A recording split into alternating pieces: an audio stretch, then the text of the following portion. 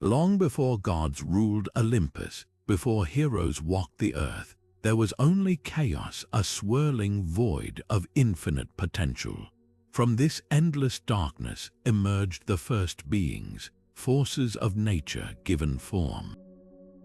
These were the primordial deities, raw and untamed, shaping existence itself with their mere presence. Imagine the fury of 1,000 storms, the unstoppable force of an earthquake splitting the earth. This was their power. They carved mountains from nothing, filled the skies with fire and wind, set the stars in motion. And though their names are less known than Zeus or Athena, their legacy lives on in every myth that followed. These ancient forces laid the foundation for all of Greek mythology, and their stories reveal truths about creation, destruction, and the enduring power of the unseen. Today, we uncover 50 tales of these primordial beings, the architects of the cosmos, whose influence still echoes in the stories we tell today. At the very beginning, before light, before land, before life itself, there was only chaos. Not chaos as we think of it today, disorder or confusion, but chaos as the ancient Greeks understood it. The infinite, yawning void, a darkness so complete it defied description. This was not just emptiness, but a living, breathing force, the first of all primordial beings. Hesiod, in his Theogony, called chaos the beginning of all things, the unfathomable abyss from which everything else would emerge. Was chaos a place, a deity? The ancients weren't entirely clear. It existed in that mysterious overlap between a being and a force of nature. Some saw it as a chasm, a nothingness that somehow birthed everything. Others believed it was a conscious presence, a silent architect waiting to set creation into motion. What's fascinating is how this idea resonates across cultures, whether it's the Norse Ginnungagap, the dark void before worlds, or the biblical, formless and void of Genesis. Chaos wasn't just a Greek idea, it was a universal question. How does order rise from nothingness? And yet, for all its vastness, chaos wasn't idle. From its depths emerged Gaia, the earth, and Tartarus, the abyss below, and Eros, the force of desire that would bind the cosmos together. It's almost poetic. The first act of existence wasn't a god commanding light into being, but a quiet, inevitable unfolding, as if the universe itself took a breath and began. From the depths of chaos rose Gaia, the living earth itself, not just soil and stone, but a presence, a divine force with a will of her own. She was the first solid ground in a formless void, the steady foundation upon which everything else would stand. While chaos was the unknowable abyss, Gaia was its opposite, tangible, nurturing, and brimming with life even in those earliest moments. Without a partner, without any command but her own power, Gaia gave birth to Uranus, the starry sky equal to her in majesty. Together, they would shape the cosmos, their union filling the emptiness with mountains, oceans, and the first divine lineages. But Gaia's creativity didn't stop there.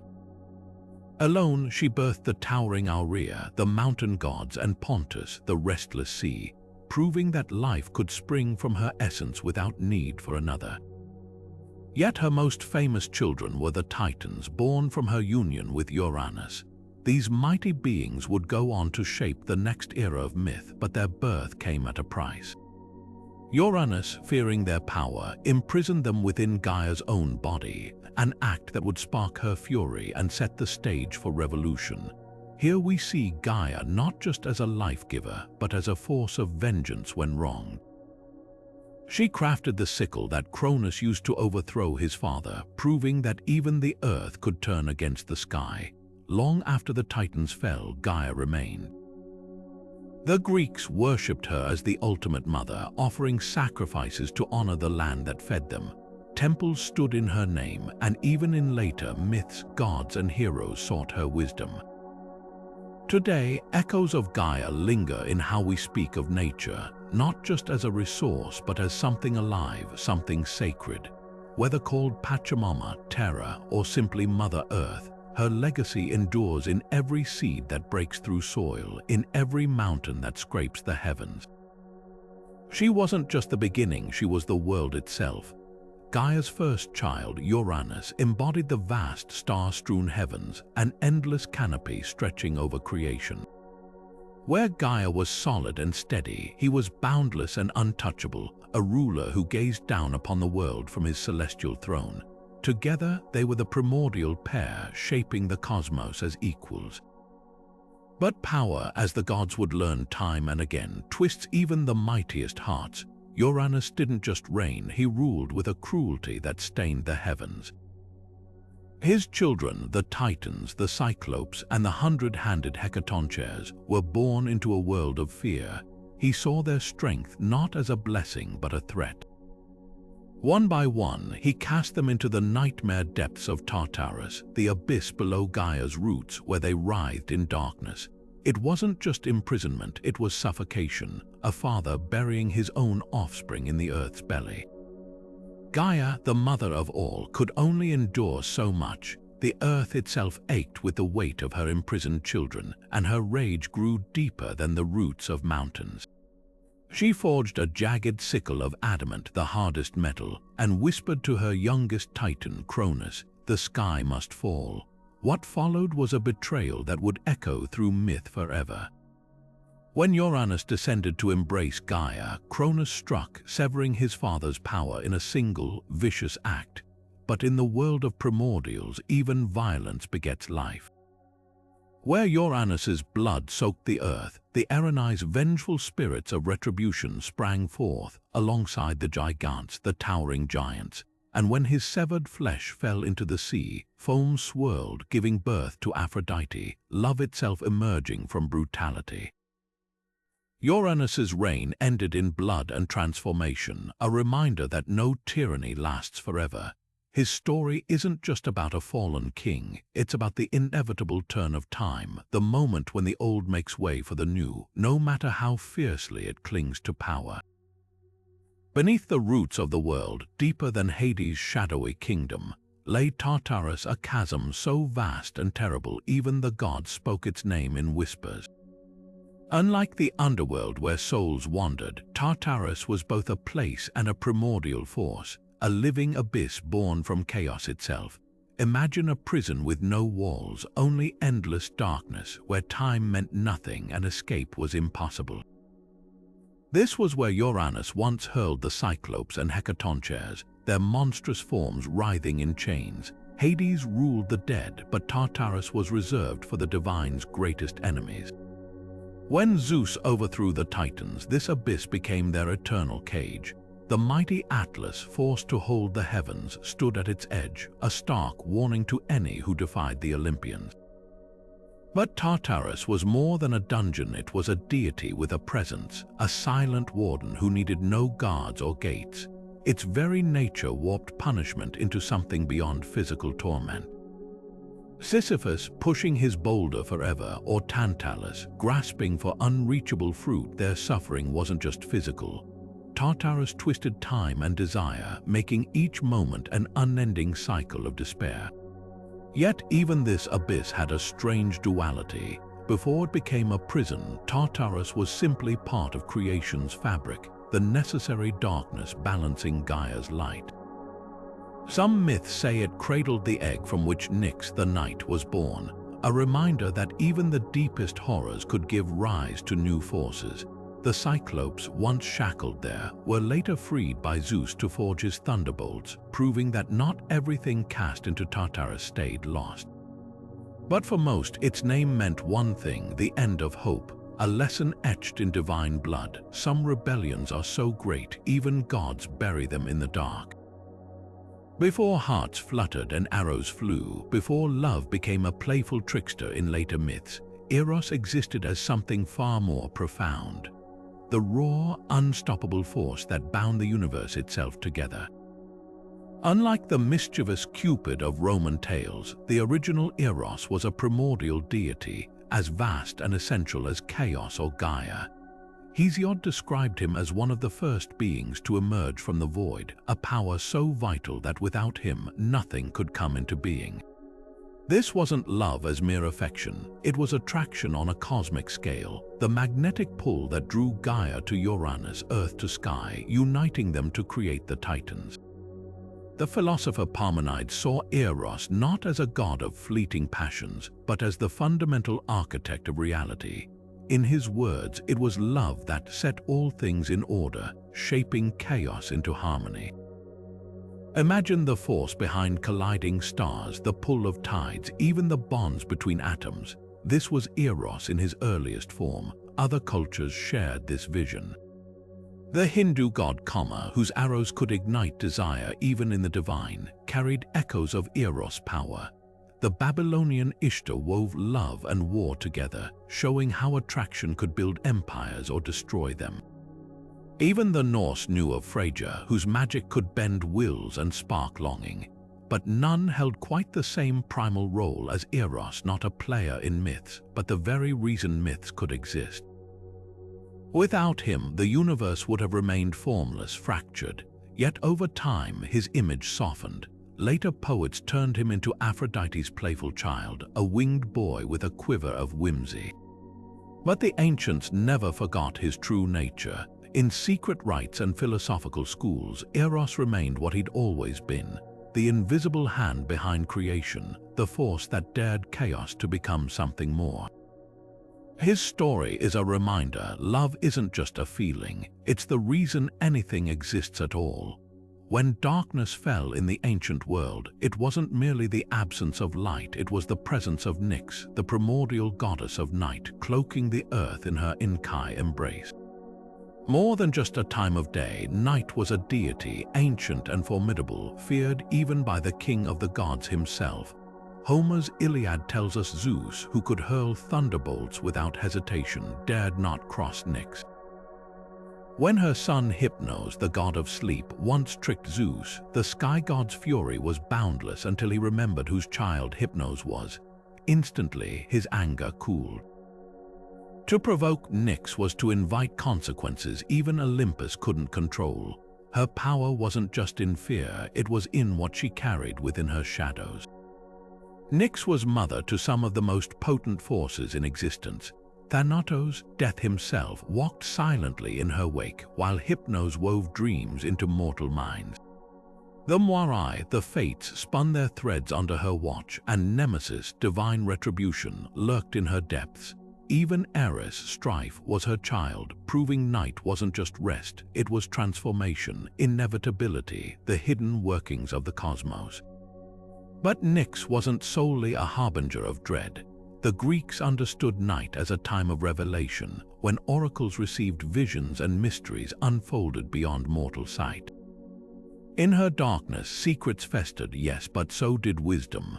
Philosophers pondered her paradox, how something so feared could also be so essential. Without night, there was no day. Without sleep, no waking. Without death, no life. Nyx's legacy wasn't just in what she concealed, but in what she made possible, the balance that held the world together. While Nyx ruled the night sky, another primordial force lurked beneath Erebus, the embodiment of subterranean darkness. If Nyx was the velvet shroud draping the heavens, Erebus was the Inkai blackness pooling in the earth's deepest crevices, a presence so thick it swallowed light whole. Unlike the fleeting shadows of dusk, his darkness was absolute, unchanging, the void between worlds where even time seemed to falter. In the daily cycle of ancient Greek belief, Erebus played a quiet but vital role. As the sun dipped below the horizon, Nyx would spread her cloak across the sky, but it was Erebus who filled the hollows below. The caves, the roots of mountains, the hidden places where sunlight never reached. Together, they were less rivals than partners, two halves of a single truth. Darkness wasn't just absence, it was a realm with its own weight, its own power. Yet Erebus wasn't merely a passive abyss. The Orphic traditions, those mystical rites whispered among initiates, painted him as a guide. When souls fled their mortal bodies, it was through Erebus's domain they first wandered, his shadows a transitional space between life and whatever lay beyond. Some hymns even describe him cradling the weary dead, offering temporary rest before they faced the judges of the underworld. A tender role for a being of pure darkness, but then, isn't the unknown often kinder than what we fear? Few temples bore his name, and fewer still prayed to him directly. But in a world where every grove and spring had its spirit, Erebus was the silent acknowledgement that some forces were too vast to be carved in marble. His legacy lingers in our language, a rebel for things deep and obscure, a linguistic fossil of the ancient awe he inspired. Not all gods demand worship. Some simply endure, as inevitable as the dark waiting beneath our feet. High above the murky depths of Erebus, where shadows clung to the earth, Aether blazed the pure, luminous air of the heavens where the gods themselves drew breath. While Erebus personified the suffocating dark below, Aether was radiance incarnate, an endless expanse of blue fire. The ancients saw him not just as empty space, but as a living current, the very substance of divinity. Mortals breathed mere air, the immortals thrived on Aether's untouchable brilliance. This wasn't just poetic imagination. Early Greek thinkers like Pythagoras and later Aristotle saw Aether as a fifth element, distinct from earth, air, fire, and water. They envisioned celestial bodies embedded in crystalline spheres, rotating eternally in his flawless light. Centuries before telescopes, these philosophers grasped something profound. The sky wasn't passive. It pulsed with energy, a truth modern science echoes when describing the ionosphere's glowing currents or the solar wind's unseen flow. Yet Aether's legacy wasn't confined to philosophy alone. With Hemera, the day, he fathered Thalassa, the primal sea, and in some traditions even Uranus himself. Here's the paradox: the brightest of the primordials helped spawn both the boundless sky and the restless ocean, binding light to the very forces that shaped the world. Later myths would reduce Aether to a backdrop, but his earliest worshippers knew better. To stand under noon's harsh glare or witness the sun's first golden streak wasn't just weather, it was the breath of a god. Unlike Nyx or Gaia, Aether left no temples, no cults begging for his favor. He needed none. His presence was undeniable, written across every dawn. And in that simplicity lay his power. Some forces are so constant, so essential, they transcend worship. You need only lift your face to the sky to know him. As Nyx's shadowy veil retreated each morning, a golden warmth spilled across the horizon. Hemera, the personification of daylight, stepping forth to unravel the night's grip. She wasn't merely the absence of darkness, but a radiant force in her own right, the soft glow that coaxed life back into the world. While Nyx commanded reverence and mystery, Hemera brought clarity, her touch gentle yet relentless, like fingers of sunlight prying open the earth's sleepy eyes. The poet Sappho once painted dawn as rosy-armed, a fleeting moment when the sky blushed between stars and sun. In those verses, daybreak wasn't just a transition, it was a quiet miracle, Hemera unraveling her mother's shroud stitch by luminous stitch. Farmers prayed for her arrival, sailors tracked her path like a promise, and even the gods paused to watch as she gilded Olympus' peaks. Unlike the later sun god Helios, who drove his fiery chariot with bold spectacle, Hemera's power was subtler, a slow, inevitable unfurling that needed no fanfare.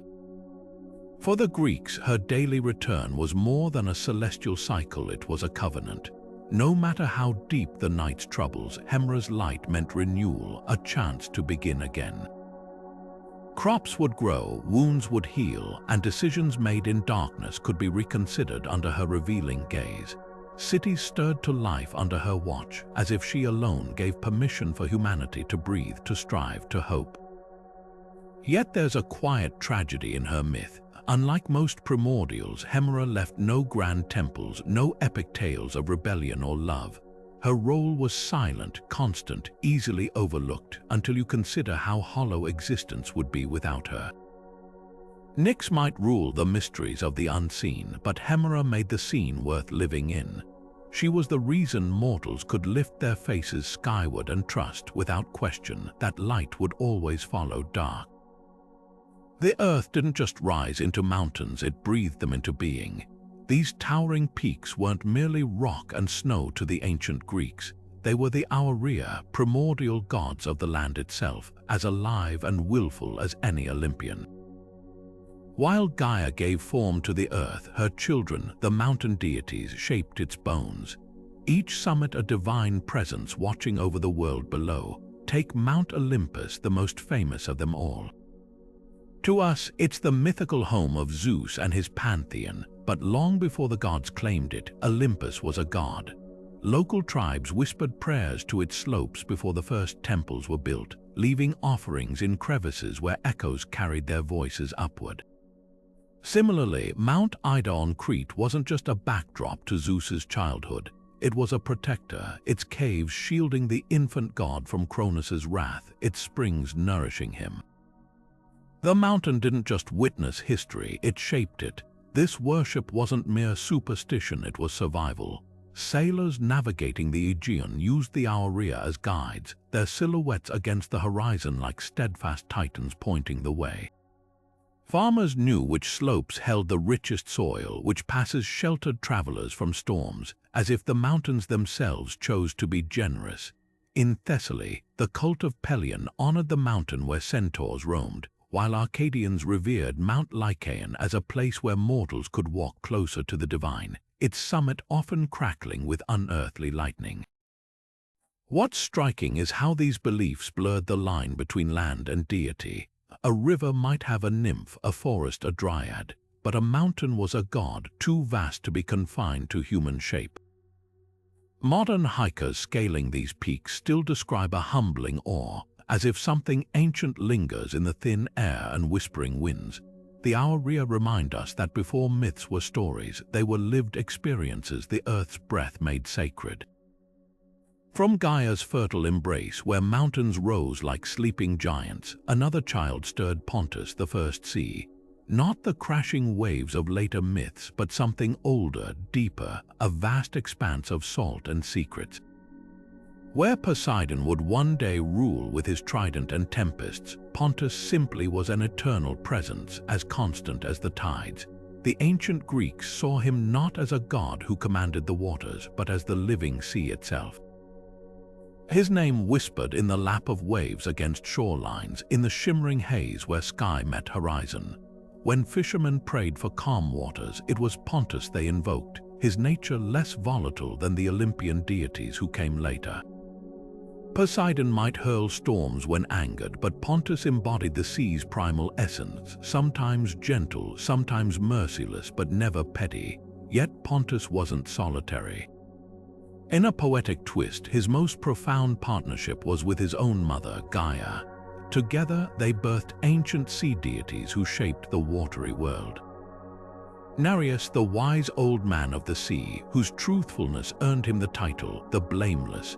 Thaumas, whose name meant wonder, father of the Harpies, and Iris, the rainbow bridge between earth and heaven. Even Phorcys and Ceto, whose monstrous children like the Gorgons would haunt later myths, sprang from this primordial union. What's striking is how different these early sea gods were from their Olympian successors. There's no record of Pontus waging wars or demanding grand temples. His power didn't need theatrics. It was etched into every ship's hull that dared cross him, every creature that moved through his depths.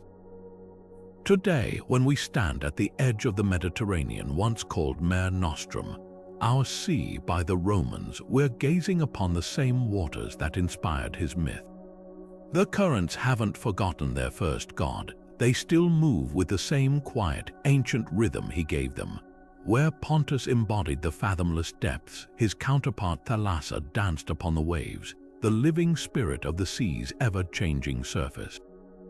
She wasn't just the water itself, but its restless energy, the shimmering boundary between sky and abyss.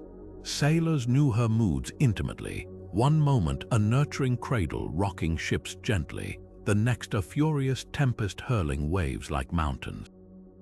Homer's Odyssey captures this duality, where the wine-dark sea shifts from tranquil highway to death trap in mere breaths, as if Thalassa herself couldn't decide whether to help or destroy those who dared her domain. Fishermen whispered prayers to her before casting nets, offering bits of honey cake or bright shells to coax her favor. Some tales describe her rising from the foam in human form, her hair tangled with seaweed, eyes reflecting the storm's edge. Unlike the structured worship of Olympians, reverence for Thalassa was raw and immediate. A plea shouted into the wind, a votive boat set adrift in thanks for safe passage. Even her children echoed her untamed nature. The Telchines, mysterious sea magicians, could summon storms or heal with their knowledge of her secrets. Her legacy lingers in the language of science. Oceanography borrowed her name for the thalassic zones, those sunlit surface waters teeming with life. Modern sailors still speak of the sea's capricious temperament, though they now call it meteorology. But the truth remains, Thalassa's spirit survives wherever waves crest white under an open sky, wherever humans gaze at the horizon and feel that primal pull, equal parts awe and terror for the untamed blue. In the secretive rites of Orpheus' followers, where hymns were whispered and mysteries unraveled in torchlight, there existed a creator unlike any other Phanes, the radiant deity born from the silver shell of the world egg. Where chaos was void and Gaia the earth, Phanes was the spark of order itself, a being of dazzling light who emerged fully formed, his very body a tapestry of creation. Serpent coils twisted around his limbs, the heads of beasts sprouted from his shoulders, bull horns curled from his brow, every feature a symbol of life's boundless forms. This wasn't just a god, he was the universe taking shape before the witnesses' eyes. To the initiates of the Dionysian mysteries, Phanes held the keys to existence. In Orphic hymns, they sang of how he set the stars in motion with the beat of golden wings, how his laughter spun rivers into their beds, how his breath became the winds that would carry souls between worlds. Unlike the distant chaos of earlier primordials, Phanes embodied a divine plan, a cosmos crafted with intention, beautiful and intricate as the rituals performed in his name. Followers clutched egg-shaped tokens during ceremonies, a reminder that from fractured darkness comes luminous unity. Yet his reign wasn't eternal. Zeus, in his insatiable hunger for power, devoured Phanes to absorb his primordial authority, weaving the creator's essence into his own being.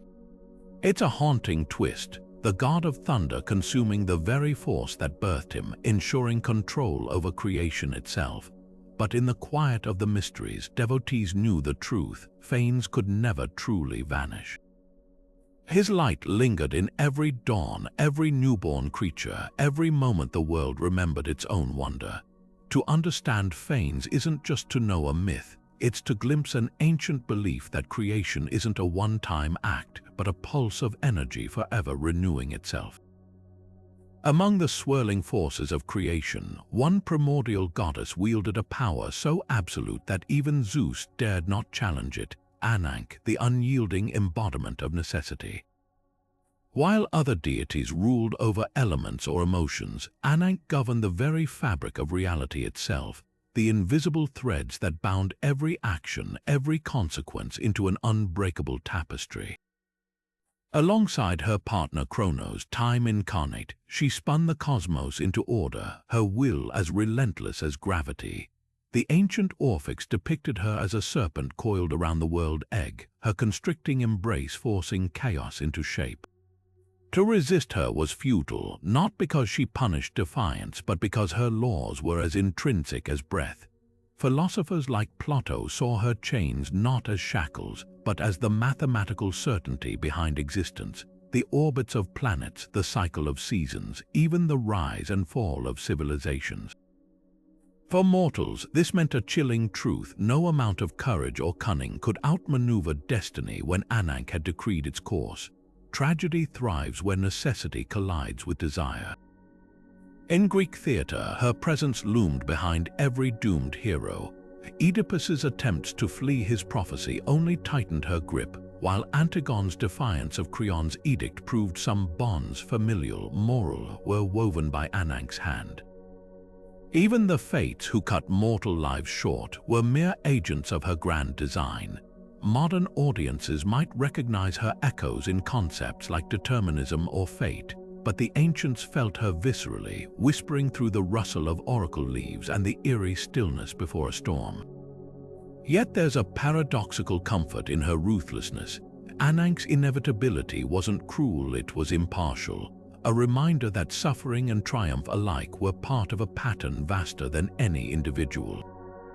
Today, we might call it physics, karma, or even the arrow of time, but the essence remains. Some forces shape us not out of malice, but because without them, nothing could exist at all. Her myth endures not as a warning, but as a mirror. How do we dance when the music of the universe cannot be changed? While the Titan Cronus famously devoured his children to cling to power, another figure bearing a similar name embodied a far more profound force: Kronos, the primordial deity of time itself. Unlike the vengeful father of Zeus, this Kronos was depicted as a serpentine being coiled in endless circles, his jaws perpetually consuming his own tail.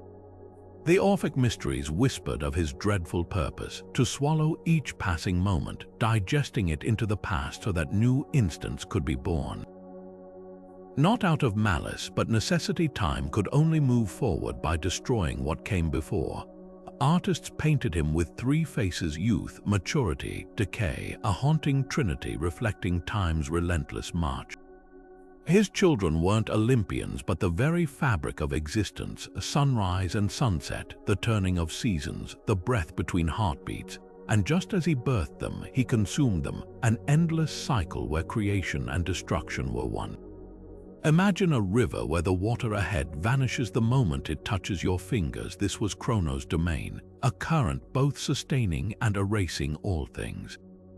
Modern eyes might recognize echoes of him in our Father Time, the gray-bearded sage with his scythe and hourglass. But where Father Time is stern yet benign, Kronos was sublime in his indifference.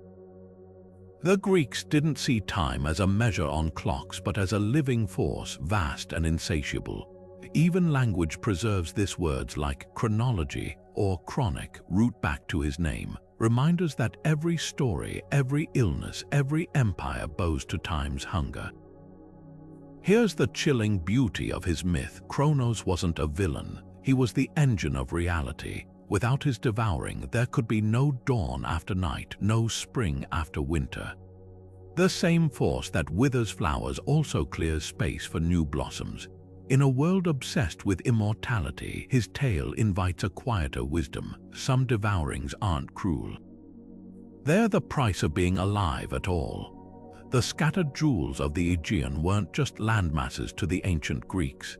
They were divine sisters, the Nymphs, primordial goddesses who rose from the sea as living, breathing entities. Each island had its own heartbeat, its own will, far older than the temples and cities that would later dot their shores.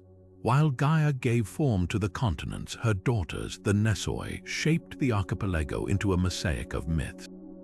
Rhodes, the sun-drenched isle, was said to have sprung from the waves during Zeus's epic battle with the Titans, offering herself as solid ground for the sky god to stand upon. In gratitude, he bestowed upon her the name Rosie, and her soil would later birth Helios's famed Colossus, a statue so mighty it straddled her harbor. Crete, too, was no passive stage for minotaurs and labyrinth tales. It pulsed with divine energy, its rugged spine cradling Zeus in infancy, its caves whispering secrets only the earth remembered. These weren't just poetic flourishes. The ancients felt the island's presence in tremors and tides, as if the land itself could shift beneath their feet. Modern geology offers eerie parallels: volcanic eruptions birthing new landmasses, tectonic plates grinding islands upward like sleeping giants stirring. When Santorini's cataclysm buried Akrotiri, it wasn't merely a disaster. To the Minoans, it was the Nymphs' wrath or whim made manifest. Today, travelers still speak of certain islands as if they possess souls. Mykonos hums with restless energy, while Corfu's emerald hills exude quiet wisdom. Fishermen leave small offerings on rocky outcrops, a practice stretching back millennia. not to nymphs or Olympians, but to the primordial sisters who first broke the surface of the wine-dark sea. The lesson tucked in their myths: some places aren't just lived on, they live. Among the swirling forces of primordial creation, one figure stands apart, not as a shaper of mountains or seas, but as the silent architect behind all order. Her name was Thesis, embodiment of divine intention, the unseen blueprint that turned chaos into cosmos. While Gaia molded the earth and Kronos devoured moments, Thesis wove the very laws that held reality together. Imagine a master plan whispered into the void before stars had names. This was her domain. The ancient Greeks rarely built temples to Thesis, for how does one worship a principle? Yet her presence hummed in the precision of celestial orbits, the unfailing return of seasons, even the instinctual rhythms of life. Pre-Socratic philosophers like Heraclitus glimpsed her hand in what they called logos, the underlying reason governing all things. When he declared all flows, he wasn't just describing change, but the pulse of Thesis design, where chaos and order danced in perfect balance. Later traditions would echo this idea. The Egyptian mat scales, the Hindu concept of RTA, even the scientific laws we now take for granted, all carry faint reflections of Thesis' primordial role. She wasn't a deity who intervened with thunderbolts or love spells. Her power was subtler, more profound, the inevitability that water seeks the sea, that spring follows winter, that a seed knows to become a tree. What's striking is how this ancient idea feels eerily modern. Today's physicists speak of cosmic constants with the same awe once reserved for God's gravity's unbreakable hold, light's unwavering speed. Thesis' legacy lingers in these discoveries, a reminder that the universe has always operated by rules deeper than caprice. Her myth invites a humbling thought: before gods or mortals there was intention. And from that intention, everything else followed. While Gaia embodied the solid, enduring earth, another force pulsed through her soil: Fuses, the primordial spirit of nature's endless cycles of growth and decay. Where Gaia was the foundation, Fuses was the living breath that set roots twisting toward sunlight, urged vines to climb stones, and coaxed seeds to split open in the dark. The Orphic hymns sang of her as the unseen hand guiding every sprouting shoot, the rhythm behind seasons turning less a deity with a throne than a restless energy woven into the fabric of life itself. The contrast between Gaia and Fuses reveals how finely the Greeks parsed creation's layers. Gaia was the where, the stable ground underfoot. Fuses was the how, the silent intelligence dictating why certain plants flourished on mountain slopes while others clung to riverbanks. She didn't just occupy nature, she was its imperative to thrive. Modern ears might hear her name in words like physics or physical, but to the ancients she represented something more vital: the unstoppable drive of living things to transform, adapt, and endure.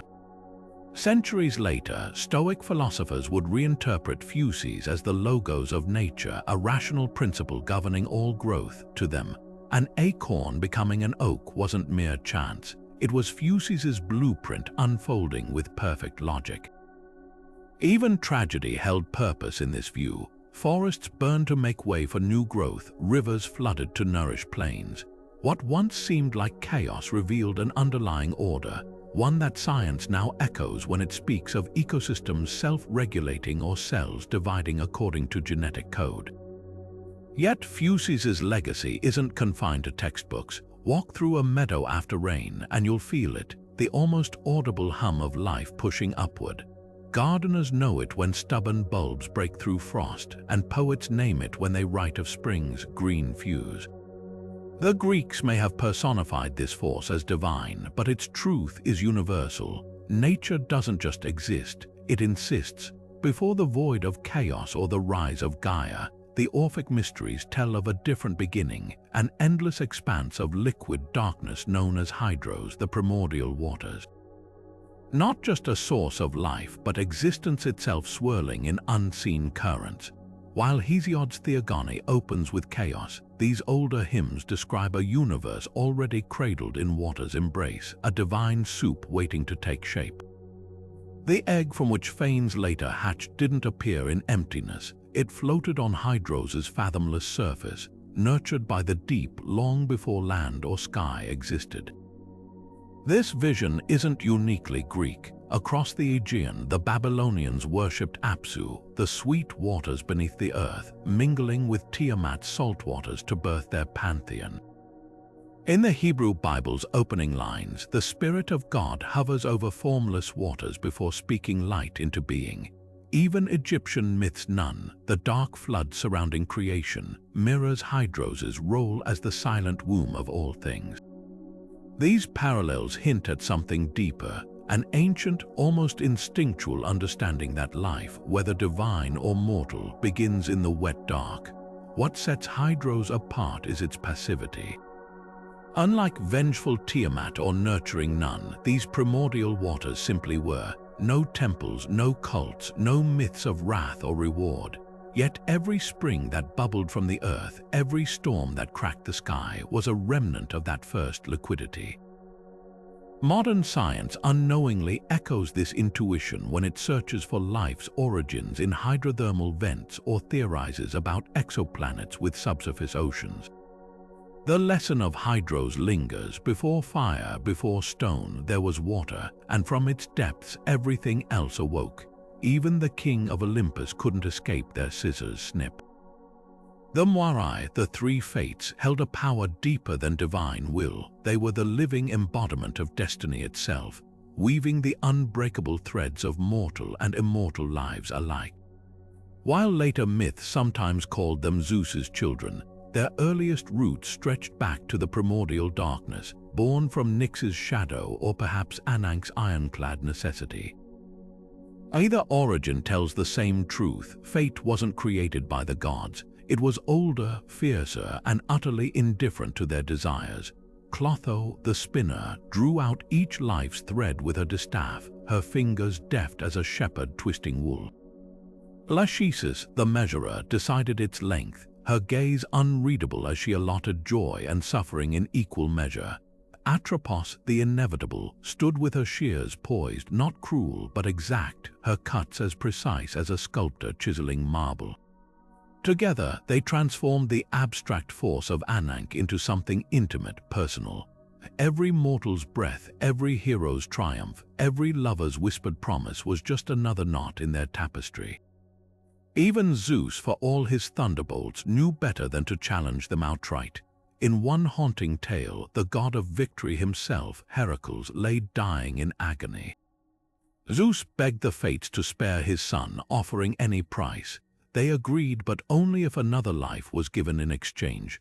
The mighty god wept as he watched his beloved centaur Chiron volunteer, proving no power, not even Olympus, could bend the Moirai's design. Their influence wasn't always tragic. When the Argonauts sought passage through the clashing rocks, the fates decreed the stones would stop forever once a ship passed through safely. Jason's crew rowed with desperate hope, and when they emerged unscathed, the rocks ground to a halt, proof that destiny could be navigated but never broken. Today, we might call their work genetics, circumstance, or the laws of physics, but the heart of their myth remains. Some threads are spun before we draw breath, and the art of life isn't in cutting them, but in how we weave them into something worthy. Before the Titans ruled or Gaia shaped the earth, another creation story whispered through the hills of ancient Greece, one where the universe began not with a clash of gods but with a dance. Uranus, the Pelasgian mother of all, rose from the primordial waves with nothing but emptiness beneath her feet, and so she danced. Her bare soles struck the formless waters, churning chaos into rhythm. With each swirling step, land surged upward to meet her, not as rock and soil, but as an extension of her own divinity. The north wind, Boreas, coiled around her like a living cloak, his breath shaping the first dust of existence from the spray of her movements. She wasn't alone in this act of creation. From the froth of her dance emerged Ophion, the great serpent, his scaled body gliding around her limbs like a living current. Together, they wove the world into being, Uranus as the vision, Ophion as the force that shaped it. Some myths say she laid eggs in his coils, their golden shells hatching into the sun, moon, and stars. Others claim she wore Ophion as a living belt, his sinuous form a symbol of eternity itself. Their partnership was seamless, a balance of feminine and masculine energies that birthed the cosmos without struggle. But harmony rarely lasts in these ancient tales. When Cronus and Re rose to power, they cast Uranus into the sea and hurled Ophion into the darkest pits of Tartarus, erasing their reign to make way for a new order. The Pelasgian creation myth faded, surviving only in fragments, yet its echoes resonate in unexpected places. Modern scholars trace threads of it in matriarchal traditions across the Mediterranean, where serpent goddesses ruled before patriarchal pantheons took hold.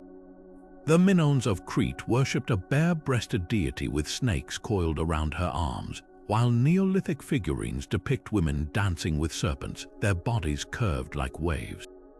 Uranus' story is more than a forgotten footnote. It's a window into a time when creation wasn't wrestled from chaos but coaxed forth with grace. Her dance lives on in the turn of tides, the spiral of galaxies, even the double helix of Dine, proof that some truths, no matter how buried, never stop moving. While Uranus danced creation into being, she wasn't alone. Wrapped around her like a living current was Ophion, the great serpent whose coils cradled the first sparks of existence.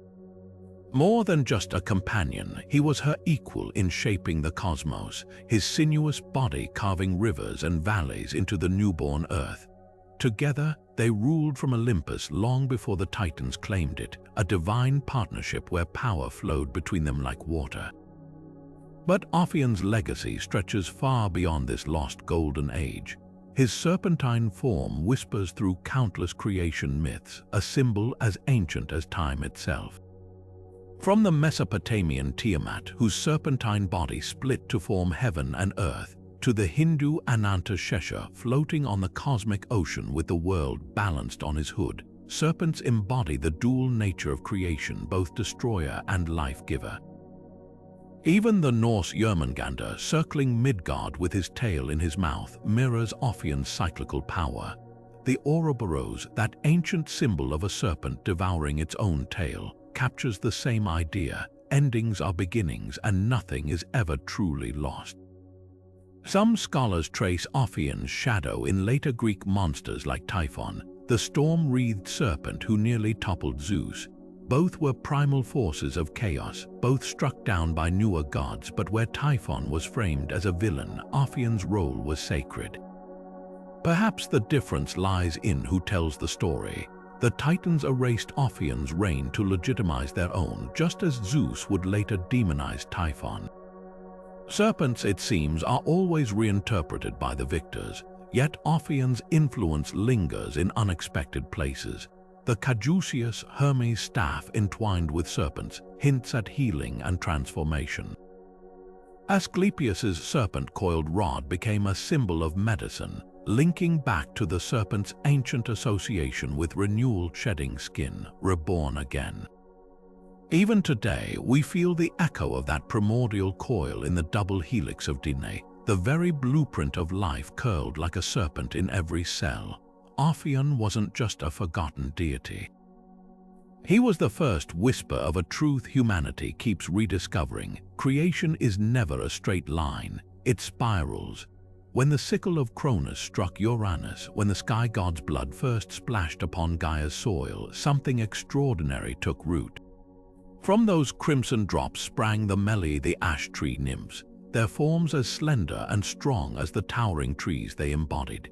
These weren't mere spirits of the forest, they were living extensions of the earth itself, their veins pulsing with the same primordial energy that had birthed the Titans.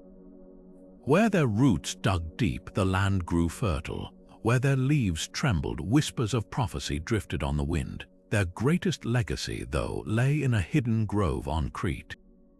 When Re needed to hide the infant Zeus from Cronus's devouring hunger, it was the Melii who cradled him, their branches weaving a cradle high above the ground.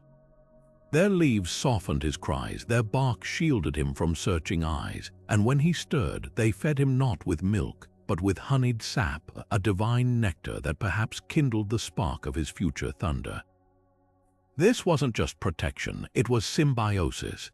The nymphs nourished the god who would one day rule Olympus, and in return, Zeus would later honor the ash as sacred, its wood-crafting spears for mortal heroes and the staffs of kings. The reverence for trees as cosmic pillars wasn't unique to Greece. Norse skalds sang of Yggdrasil, the world ash whose roots drink from the well of wisdom, while Hindu texts describe the inverted Asvatha, its branches stretching through realms unseen. Even the Celts revered the oak as a bridge between worlds. The Meli's myth taps into this universal truth, that trees are more than plants. They're keepers of memory, bridges between earth and sky, and in their rings the very history of the gods might be written. Walk through an old-growth forest today and you'll feel it, that quiet, ancient presence, as if the Melii still watch from between the leaves, guarding secrets older than Olympus itself. When Gaia's Titan children fell to Zeus and the Olympians, the earth herself seethed with rage. From the blood-soaked soil where Uranus had been wounded centuries before, she summoned a new breed of warriors, the gigantes, towering beings with serpentine legs coiled around powerful human torsos, their very bodies forged from the earth's fury.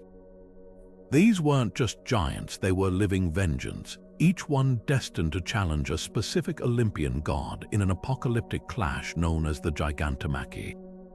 One of the most chilling confrontations unfolded beneath what is now Sicily, where the giant Enceladus rose against Athena. Myths say their battle shook the Mediterranean, the goddess driving her spear through his chest before pinning him beneath the island's weight.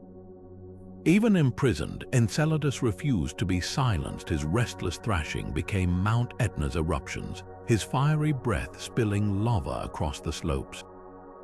Similar stories echo across Greece.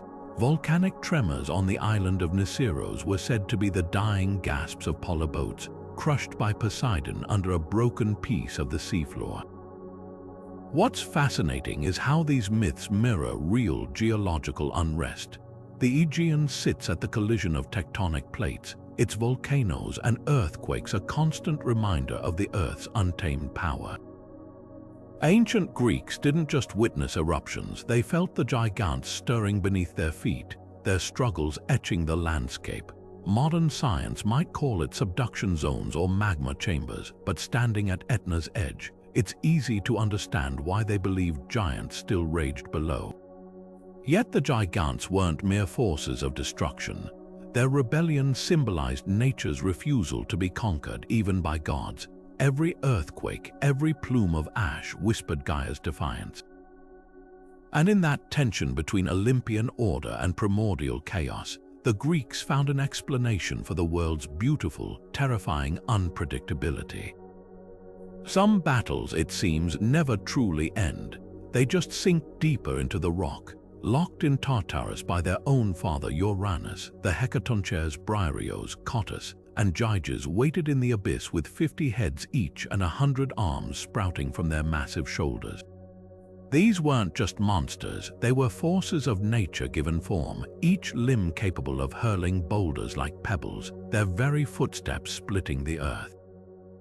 When Zeus waged war against the Titans, he knew raw strength wouldn't be enough. He needed weapons even the Titans feared, and so he descended into the pit, offering the brothers freedom in exchange for their fury. The clash that followed reshaped the cosmos. Briareos, later called Aegeon by mortals, waded into battle like a living tidal wave, his 100 hands snatching Titans mid-charge and hurling them into the void. Cottus, whose voice boomed louder than thunder, shook the battlefield until the Titans stumbled like drunkards.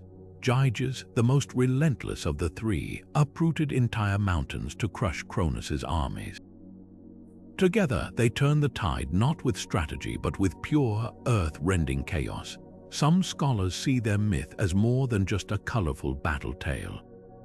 The Hecatoncheir's serpentine legs and quake-inducing power suggest connections to ancient storm or earthquake deities. Poseidon, who shares their dominion over upheaval, was often depicted with Briareos at his side, almost as if the Olympians never fully tamed their primordial allies. Even Homer hints at this, describing Briareos as the god's last resort when Zeus faced rebellion, his presence alone enough to silence dissent. Modern eyes might recognize their legacy in the Richter scale's tremors or the way hurricanes churn the sea into fury. The Greeks didn't just invent monsters to explain natural disasters. They personified them, giving names and motives to the uncontrollable. The Hecatoncheirs remind us that some forces are too vast for even gods to command. They can only be unleashed. Beneath the smoke-choked peaks of volcanic islands, the Cyclopes labored not as the cave-dwelling brutes Homer would later describe, but as divine artisans whose hammers shaped the very tools of Olympus. 3 in number: Bronze, Steropes, and Arges, their names meaning thunder, lightning, and bright. They were primordial smiths, their single eyes seeing not just molten metal, but the future itself in the glow of their forges. When Zeus freed them from Tartarus to arm his rebellion, they didn't just craft weapons, they forged the symbols of a new cosmic order. The thunderbolts they made for Zeus weren't mere projectiles. Each one fused raw celestial energy with the precision of a masterwork, crackling with the same power that once churned in chaos. Later poets would claim Hephaestus took over their role, but the oldest hymns insist the first lightning came from Cyclopean hands. Archaeologists have found traces of their myth in the ruins of Lemnos and Crete, islands rich in copper and tin where Bronze Age metalworkers may have inspired these tales. Anvils etched with spirals mimicking lightning, furnaces built near sulfur vents, real-world echoes of a time when fire and divinity were inseparable. Homer's depiction of the one-eyed Polyphemus gnashing bones in his cave couldn't be further from their original glory. That shift reflects something deeper. As gods became more human, the old forces of creation were demoted to monsters.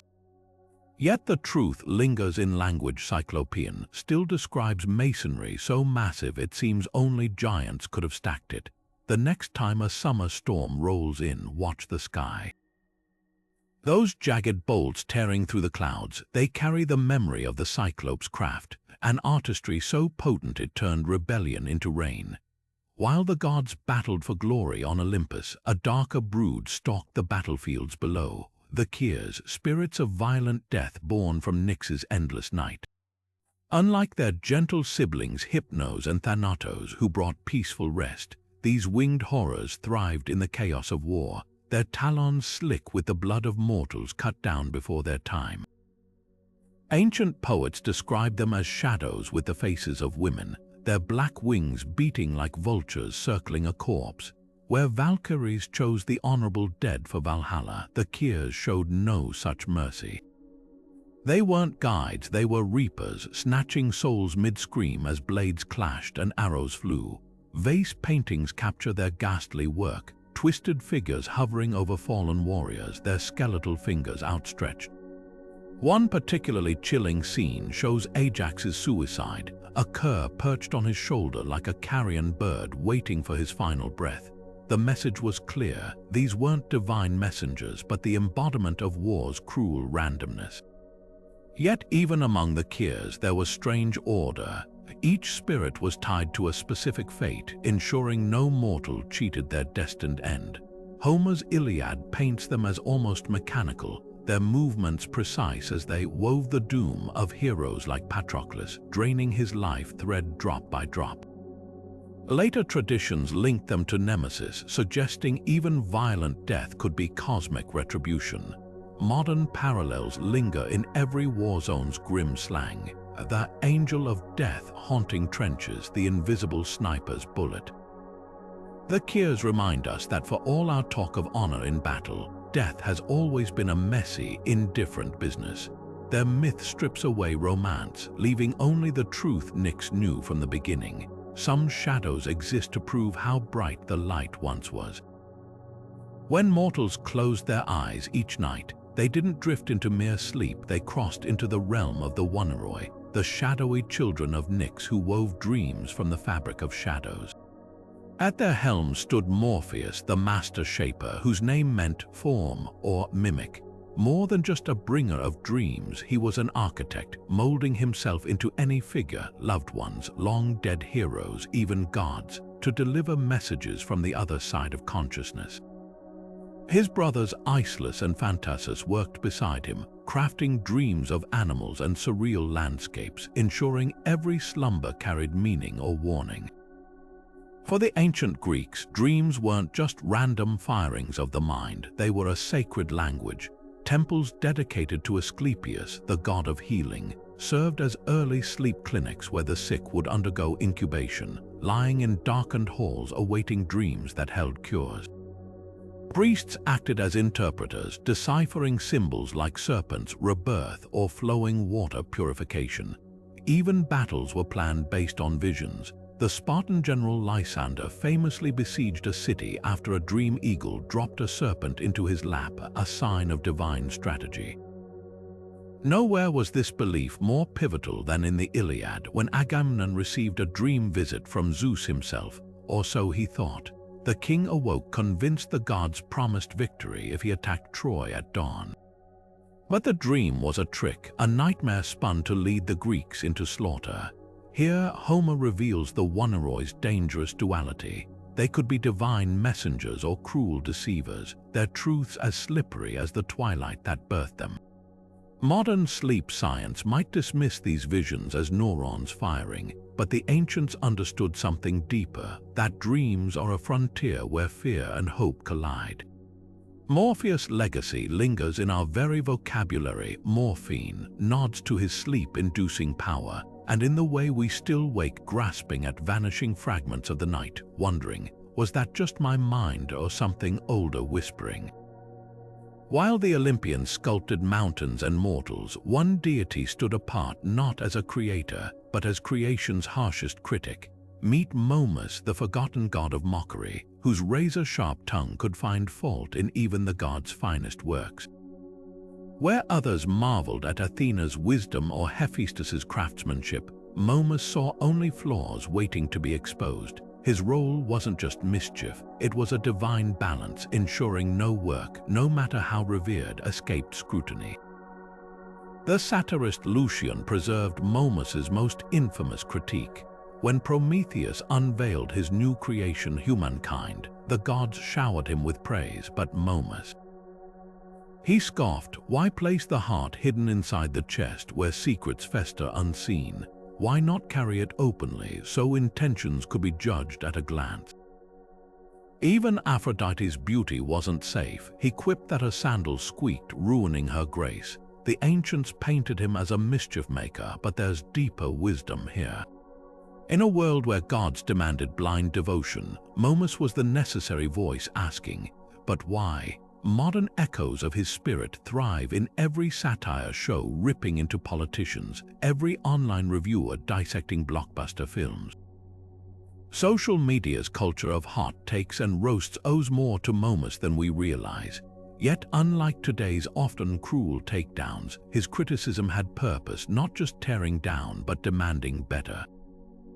The Greeks understood that creation grows stronger under scrutiny, that even divine work benefits from a skeptic's eye. Some myths say Zeus eventually banished Momus for mocking his rule, a cautionary tale about power's intolerance for dissent. But here's the twist, Momus's exile only proved his point. A world without critics isn't perfect, it's just unchallenged. Whether in Silicon Valley boardrooms or indie art studios, his legacy lingers wherever someone dares to ask, is this really as good as it could be? Because sometimes progress needs a divine troublemaker.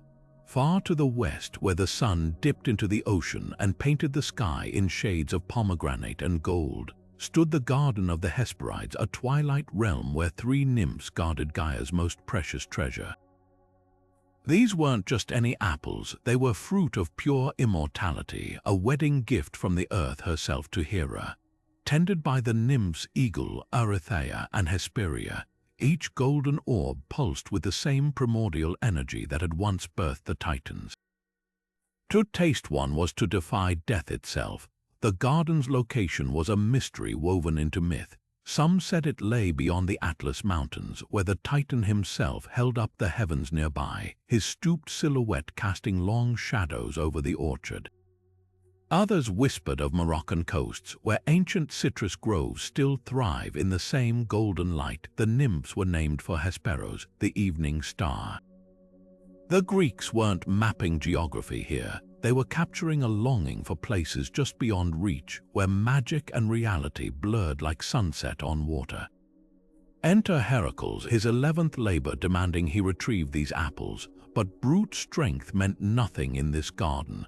The Hesperides weren't passive keepers, they were cunning, their voices as sweet as the fruit they protected. With the help of Atlas, temporarily freed from his celestial burden and a sea god's direction, Heracles navigated this twilight trial, yet the true lesson wasn't in the theft but the return. Some versions say Athena later restored the apples, recognizing they belonged to the cosmos balance. The Hesperides' legacy lingers in every sunset that gilds an orchard, every myth that warns of gifts too divine for mortal hands. Their tale isn't just about treasure, but guardianship, how even immortality, untended, can wither. After all, the most powerful magic often lies not in taking, but in knowing what to leave untouched. While the gods shaped destinies and heroes chased glory, three sisters quietly orchestrated the heartbeat of the mortal world. The Horae, daughters of Themis and Zeus, who turned the wheel of seasons with unwavering precision. Clad in gossamer robes that shifted hues with the passing months, they were more than just seasonal spirits. They embodied the sacred rhythm that balanced nature and civilization itself. In Athens, farmers set their plows by their movements, and judges measured verdicts by their unerring sense of order. Eunomia brought spring's delicate balance, her footsteps coaxing buds from bare branches as she ensured laws nurtured rather than oppressed. Dike followed with summer's fierce justice, her presence felt in the unrelenting sun that ripened wheat while scorching weeds. No favoritism, only consequence. And as leaves turned gold, Irene arrived with autumn's peaceful repose, her full arms spilling harvest bounty before lulling the land into winter's rest. Together they mirrored life's great trinity, maiden, mother, crone, each phase essential, each transition sacred. Their influence extended beyond rural fields. Athenian courts invoked Dike's name, her scales carved above doorways as a reminder that justice, like seasons, must follow its natural course. Temple frescoes showed the sisters dancing in an endless circle, their intertwined hands symbolizing how law and nature relied on each other. Modern eyes might see them as primitive almanacs, but the Greeks understood something profound. Time wasn't just measured, it was consecrated. Archaeologists have uncovered tiny hoary figurines buried in garden soil, likely offerings for fertile planting. Even today, their legacy lingers in the quiet ways we mark time: first spring blooms, harvest moons, the first frost's bite. Not as gods to fear, but as forces to respect. The Horae whisper a truth we often forget: chaos doesn't bring ruin, it's the broken rhythms that do. Not every fate could be spun by the Moirai's threads or softened by mortal prayers. Some destinies bore a darker imprint, carved into existence by Moros, the primordial embodiment of doom. Born from Nyx's shadows, he wasn't merely a force of death, but the inescapable certainty that preceded it. Where the fates wove possibilities, Moros was the crushing weight of inevitability. The moment a thread snapped with no hand left to mend it, the tale of Oedipus lays bare his power.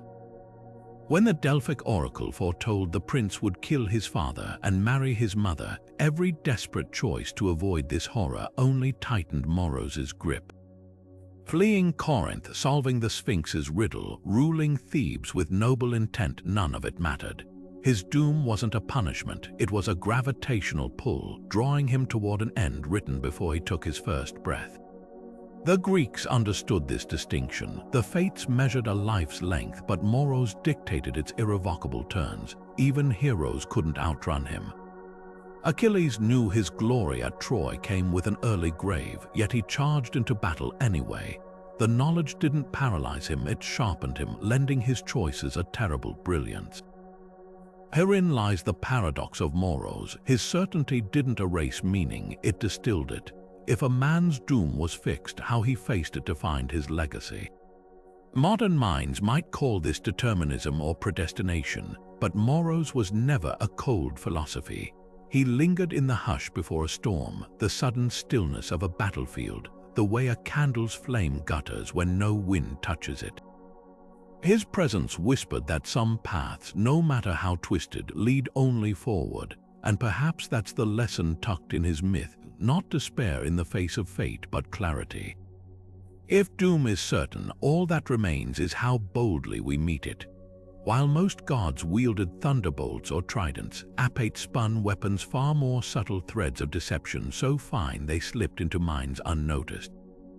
Born from Nyx's shadowy depths, she wasn't just a minor spirit of lies. She was the living embodiment of deceit itself, the whispered half-truth that topples kingdoms and the forged smile that hides betrayal. Where her siblings like Moros represented inevitable doom, Aether thrived in the realm of maybe, the art of making others doubt what they knew to be true. Her masterpiece, Pandora. When Zeus commissioned Hephaestus to mold the first mortal woman, Aether's influence seeped into the very clay.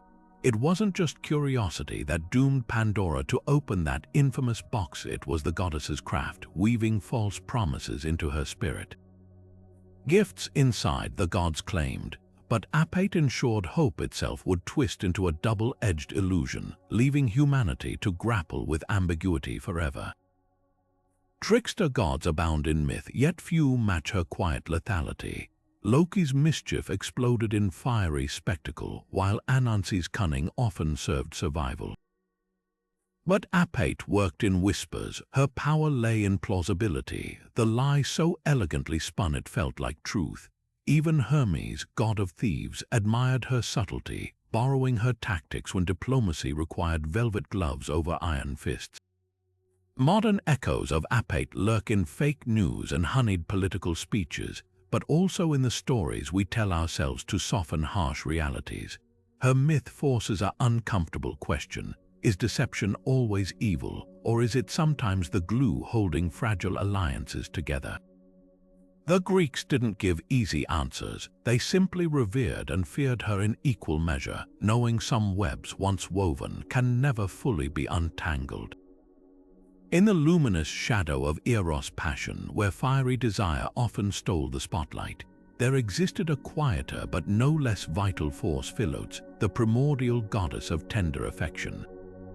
While Eros sparked the flames of romance, Philotes wove the delicate threads of platonic bonds, the warmth of friendship that needed no grand gestures or whispered promises. Her domain was the shared laughter between companions, the unspoken understanding between siblings, the quiet solidarity that held communities together when storms raged.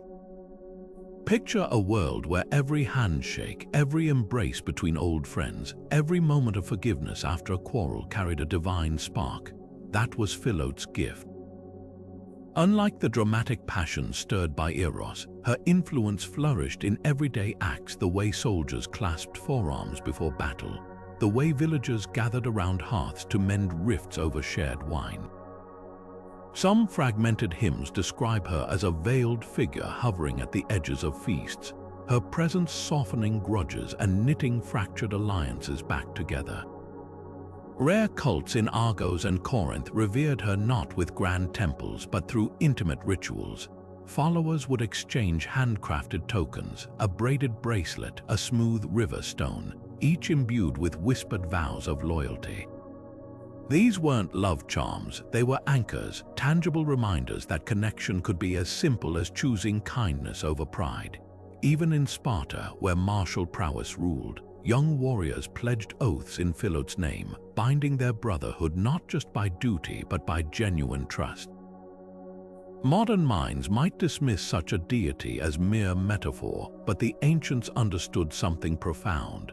affection without expectation is its own kind of magic. Whether in a dormitory's late-night confessions or a neighborhood rallying around a family in need, Philote's legacy endures wherever hearts choose to hold each other up, not because they must, but because they genuinely care. Love may move the stars, but it's tenderness that steadies the world. Among the quietest yet most relentless of Nyx's children was Geras, the god of aging, whose stooped shoulders carried the weight of every wrinkle, every fading strength, every passing year. Unlike the sudden strike of Thanatos or the fleeting touch of Hypnos, his power worked in slow, inevitable currents, etching time's passage into mortal flesh. The Greeks didn't shy from depicting him honestly. Vase paintings show a withered, bearded figure, often seated beside Heracles in scenes where the hero, muscles still taut, gently offers him tribute. This wasn't mockery, but reverence. To honor Geras was to acknowledge life's natural arc, where even the mightiest must eventually bend. Attitudes toward aging in ancient Greece were as layered as Geras himself. Physical decline was feared. Spartans famously abandoned infants deemed weak, while philosophers like Plato praised the mind's sharpness over the body's vigor. Yet Geras's presence in myths also reveals a grudging respect. In one tale, Heracles competes not to defeat him, but to outlast him in a contest of endurance, proving that wisdom could outweigh youth's fleeting strength. The message was clear: while Geras could not be conquered, he could be met with dignity. This duality finds its sharpest contrast in the tragedy of Tithonus, the mortal lover granted immortality by the goddess Ios. Overjoyed at first, he soon discovered the cruel oversight. She forgot to ask for eternal youth.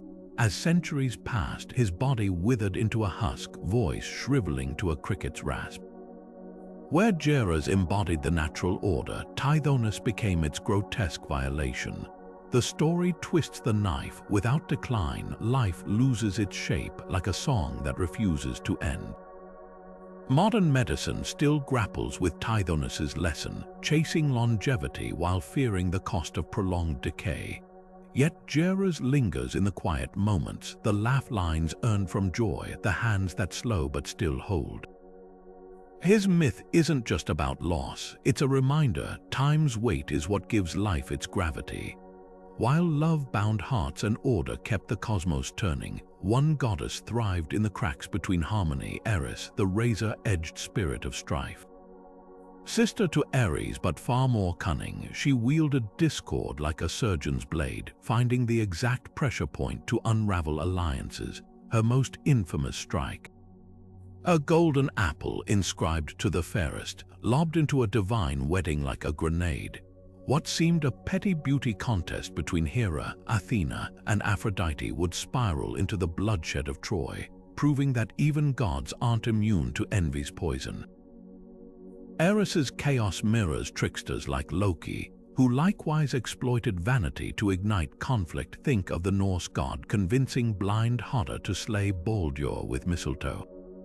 Both deities expose a universal truth: strife rarely starts with thunderous blows. It begins with whispers, insecurities, the seed of doubt deftly planted. Modern psychology nods to this with the Eris effect, describing how minor provocations can cascade into system-wide chaos, whether in boardrooms or battlefields. Yet there's a twisted brilliance to her methods. Without strife, would heroes ever rise to challenge fate? Would societies evolve without friction to spark change? The Greeks acknowledged this duality. Eris had two faces, one destructive, the other driving competition, pushing mortals beyond their limits. Even today, her legacy lingers in every rivalry that fuels innovation, every protest that demands justice. The lesson isn't to avoid discord, but to recognize its power and choose wisely where to aim it. Even the thunderbolts of Zeus bowed to their scissors.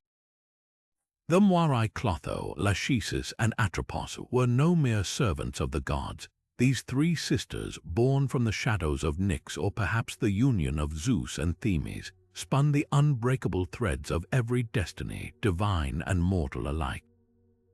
Picture them in their shadowy chamber, Clotho humming as her spindle whirled, drawing out the raw fiber of each newborn life.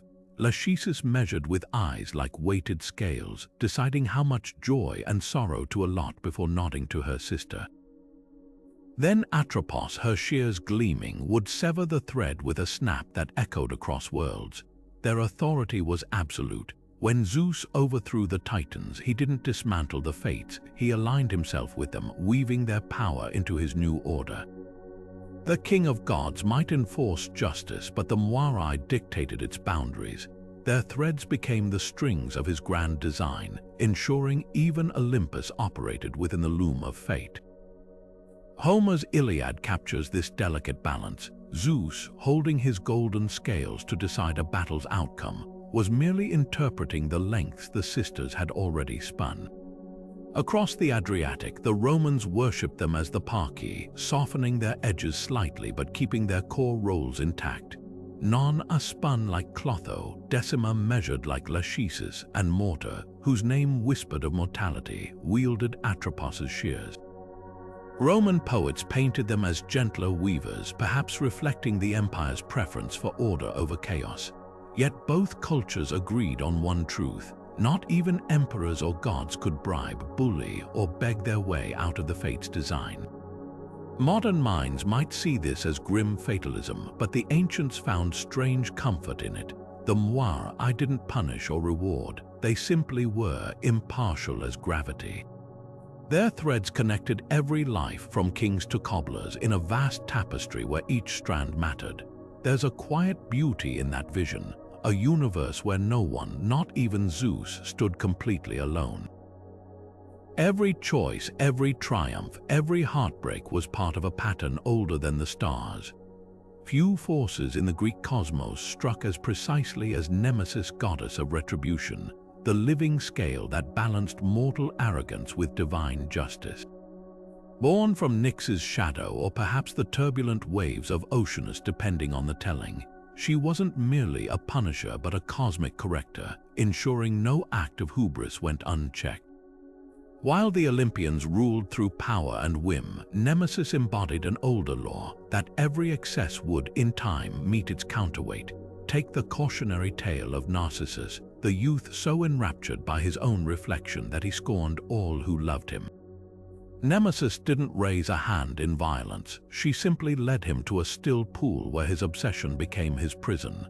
His beauty, once a weapon of vanity, turned into the instrument of his undoing. The myth cuts deeper than mere punishment, it reveals her artistry. She didn't destroy Narcissus, she let his own nature unravel him, proving the harshest consequences often come from within. Originally a primordial force tied to the natural order, Nemesis gradually took on a more defined role in Greek worship. By the classical era, she'd stepped from the shadows, her altars rising in places like Rhamnus, where a stern marble statue depicted her with an apple branch in one hand and a wheel of fate in the other, symbols of both reward and relentless cycles. Here, soldiers and politicians alike sought her favor, not out of devotion but wary respect. Even Alexander the Great reportedly paid her homage after burning Persepolis, as if sensing that towering ambition required balancing with humility. Modern echoes of her ethos thrive in concepts like karma or poetic justice, but Nemesis was never about simplistic vengeance. Her true lesson: the universe tolerates neither unchecked pride nor unearned fortune. Whether in the fall of empires or the quiet comeuppance of everyday life, her presence lingers wherever arrogance meets its mirror and finds itself wanting. High above the earthly dramas of gods and mortals, 5 celestial wanderers traced their silent paths: Phaenon, Phaethon, Pyroes, Phosphoros, and Stilben, the Astroplaneta, deities of the planets visible to the naked eye. To the ancient Greeks, these weren't mere points of light, they were divine travelers, each with its own story written in the stars. Long before telescopes revealed their true nature, these wandering stars captivated sky watchers, their irregular motions sparking myths as rich as the constellations themselves. Phaenon, the Shining One, governed Saturn's slow, stately journey, a golden beacon whose measured pace reflected wisdom and endurance. Phaethon, named for blazing, ruled Jupiter's radiant path, his light outshining all but Venus and the Moon. Pyroes, fiery, embodied Mars's erratic red glare, a celestial mirror of the war god's unpredictable fury. Phosphoros, the light bringer, was Venus as the morning star, her glow heralding dawn with unerring grace. And Stilben, gleaming, traced Mercury's fleeting dance near the horizon, swift as thought, elusive as a whisper. These star gods weren't just poetic inventions. Ancient astronomers like Eudoxus mapped their cycles, while Pythagoras theorized their harmony within celestial spheres. The Greeks saw divine intention in their movements. Why would some stars drift while others held firm unless guided by higher hands? Over time, their lore intertwined with Hermes, the messenger god, who was said to shepherd these cosmic travelers along their paths. Votive tablets depict him holding a caduceus aloft, its twin serpents mirroring the planet's winding trails. Modern science has demystified their orbits, but the wonder remains. Next time you spot Venus glinting at dusk or Mars flaring red against the black, remember, you're witnessing the same celestial dance that inspired gods and scholars alike. The astroplaneta may no longer be deities, but their legacy lingers in every gaze turned upward, every heart stirred by the night sky's restless beauty. When Odysseus clung to the shattered mast of his ship in Homer's Odyssey, it wasn't just a storm he battled, it was the raw will of the anemoi, the primordial wind gods whose breath could carve continents and drown empires. These weren't faceless forces of nature, but deities as vivid and tempestuous as the gales they commanded. Boreas, the north wind, rode icy gusts with a beard of frost, while Notus from the south unleashed torrential summer storms. Eurus, the east wind, carried the sense of distant deserts, and Zephyrus, the west wind, arrived with the gentleness of spring, though even his touch could turn violent if scorned. The ancients didn't just fear these winds, they knew them intimately. Farmers timed harvests by Zephyrus's arrival, and sailors painted Boreas's snarling visage on their prows to plead for mercy. When Odysseus's crew ignored the warnings and opened the bag of winds gifted by Aeolus, they didn't just unleash chaos. They violated a sacred compact between mortals and the elements. The resulting tempest wasn't random punishment. It was the anemoi's fury at human arrogance, a reminder that nature's laws outweighed even the cleverest hero's plans.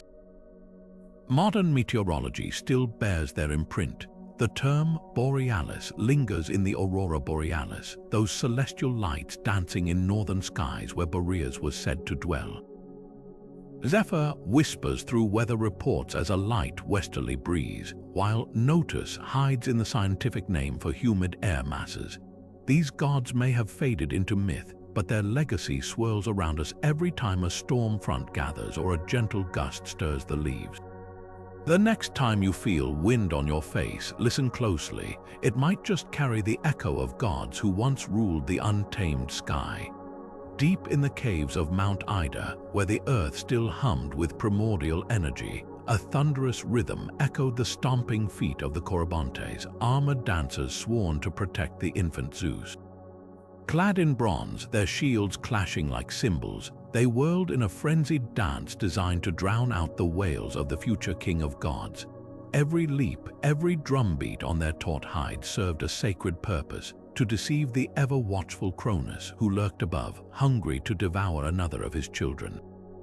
These earth-born warriors weren't just bodyguards, their ecstatic rites blurred the line between combat and ceremony.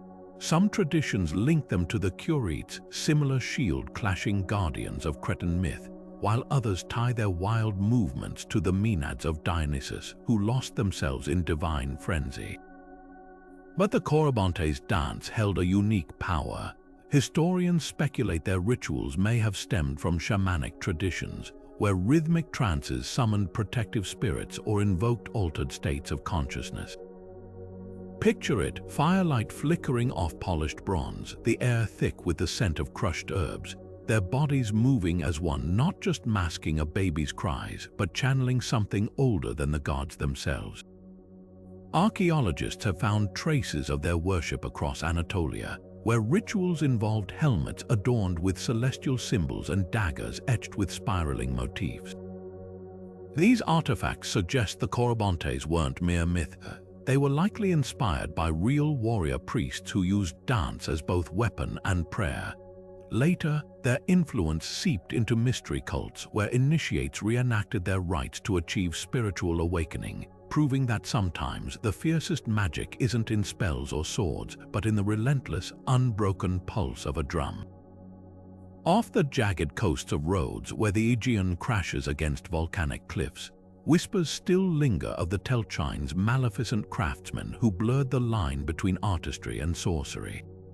These weren't just skilled metalworkers, they were sea-drenched demons with webbed hands and glowing eyes, said to forge weapons that could think and storm clouds that obeyed their whispers. Some legends claim they sprang from the blood of Pontus, the primordial sea, while others insist they were remnants of a lost civilization older than the gods themselves. Archaeologists note eerie similarities between Telchine lore and Minoan artifacts, particularly the snake goddess figurines and advanced metallurgy found on Crete. Their signature spiral motifs appear on both Minoan pottery and Rhodian blades attributed to the Telchines. Could these myths preserve fractured memories of Bronze Age artisans whose skills seemed supernatural to later Greeks? The Telchines' mastery of alloying and dyeing fabrics with eerie, unchanging colors would have been indistinguishable from magic in an earlier era, but their gifts came with a curse. Every anvil strike carried malice. They could sour crops with a glance or summon hurricanes by spitting into the waves. The most feared power, the evil eye, a gaze that could wither trees and crumble stone. When Apollo and Zeus finally drove them into the sea for corrupting the land, the Telchines left behind more than ruins. They bequeathed a cultural unease that still shadows craftsmanship today, the fear that true mastery walks too close to the monstrous. Fishermen on Rhodes still toss iron nails into tidal pools, an ancient ward against whatever lingers in the deep, hammering unseen. On the storm-lashed island of Samothrace, where the northern Aegean winds howl through volcanic cliffs, firelight flickered in hidden forges long before Hephaestus claimed Olympus as his workshop. Here, in the smoke-filled caverns, the Cabiri worked their mysteries smith gods so ancient their true names were whispered only in initiation rites. More than just metalworkers, these enigmatic brothers embodied the alchemy of earth and flame, transforming raw ore into objects of power while guarding secrets that could unmake empires. Archaeologists scraping through Samothrace's ruins have uncovered something startling: anvils not in grand temples, but in natural grottos alongside ritual pits filled with charred offerings. These weren't just workshops, they were sanctuaries where metallurgy and divinity fused. Followers who underwent the Cabiri's initiation, described in fragmented texts as the ones who endure the fire, emerged with tattoos of twisting spirals, perhaps mimicking the smoke of molten bronze. The few accounts that survive speak of trials involving deafening hammer strikes and blinding sparks, a sensory onslaught meant to strip initiates of ordinary perception before rebirth into the mysteries. What set these deities apart wasn't just their skill, but their duality. Unlike Hephaestus, who crafted elegant arms for heroes, the Cabiri forged objects that throbbed with primal energy. Some legends credit them with the first lodestone's magnetic rocks that defied natural law, while others claim their hammers shaped the palladium, the talisman that protected Troy until it was stolen by Odysseus. Their cult spread with Greek colonists as far as Thebes and Lemnos, always operating in the margins, their rites closed to all but the tested few. Modern blacksmiths might recognize echoes of the Cabiri in the way fire transforms stubborn metal into fluid possibility, or in the old superstition that some blades carry a will of their own. Their legacy lingers wherever sparks fly against the dark, not just as artisans, but as keepers of the first great human defiance. That stone can become sword, that earth can yield its hidden teeth. To work metal, the Cabiri taught, is to conspire with the gods themselves. High in the rugged peaks of Mount Ida, where mist clung to the slopes like a sacred veil, lived the dactyls, tiny but mighty beings whose hammers rang out a rhythm older than the gods themselves. These dwarf-like figures weren't just skilled metalworkers, they were the first to coax secrets from the earth, transforming raw stone into gleaming bronze with techniques that bordered on magic. Their name, meaning fingers, hinted at their dexterity, each digit seemingly shaped by divine hands to mold the unyielding metals of the underworld into weapons, talismans, and wonders beyond mortal comprehension.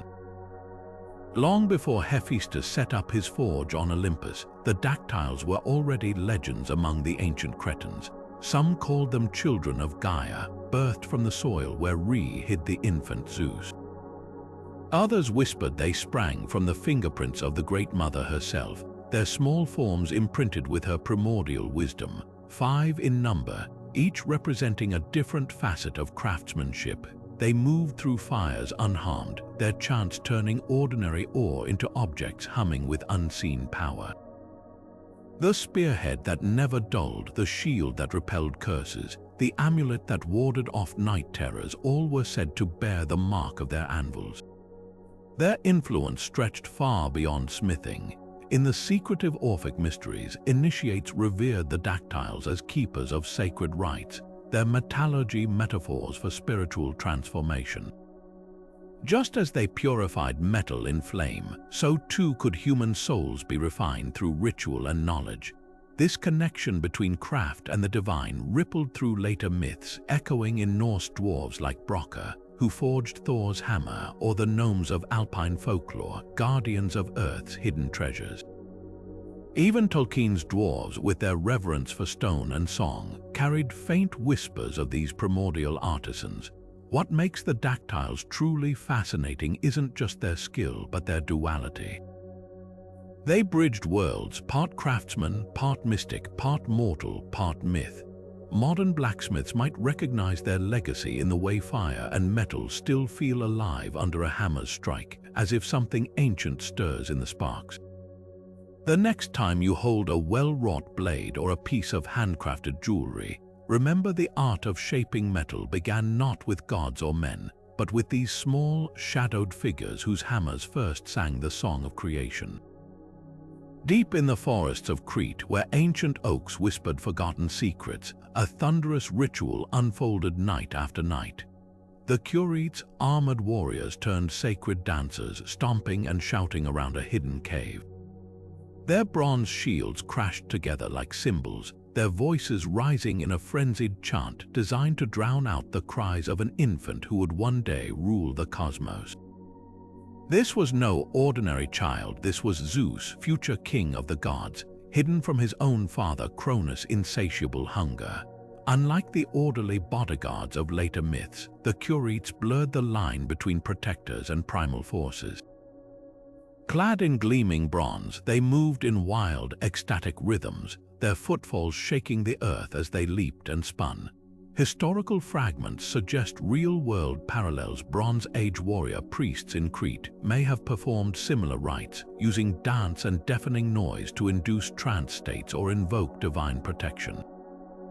Archaeologists have uncovered ritual armor and shields in Cretan caves, their surfaces deliberately dented, perhaps from ceremonial clashes meant to awaken the Earth's power. But these dancers were more than just a human security system. Their rituals tapped into something deeper, a raw, untamed energy older than the Olympians themselves. Some scholars link them to the Corybantes of Phrygia, another group of ecstatic shield-bearers, while others see echoes in the Maenads who danced for Dionysus. What unites them is the understanding that divine power isn't always harnessed through prayer sometimes. It's summoned through movement, through the relentless drumbeat of bronze on bronze, through the sweat and fire of bodies pushed beyond ordinary limits. The next time you hear the rhythmic pulse of a drum circle or feel the primal pull of a dance floor, remember, you're touching a shadow of the Curetes' ancient rite. Their legacy isn't just in the myths they preserved, but in the unchanging truth they reveal. Sometimes to protect the sacred, you don't need silence. You need a roar loud enough to shake the heavens. The sea doesn't just crash against the shore, it whispers secrets through the voices of its daughters. 3,000 strong, born from the union of the titanic waters Oceanus and Tethys, the Oceanids were more than just nymphs of the waves.